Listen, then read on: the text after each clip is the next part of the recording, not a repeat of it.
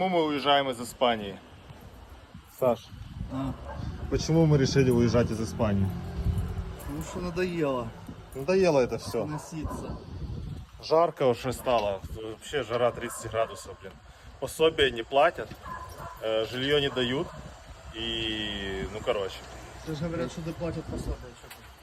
работы нет, В Испании все сидят поэтому на мы пособии. решили уезжать из Испании. На багаті села.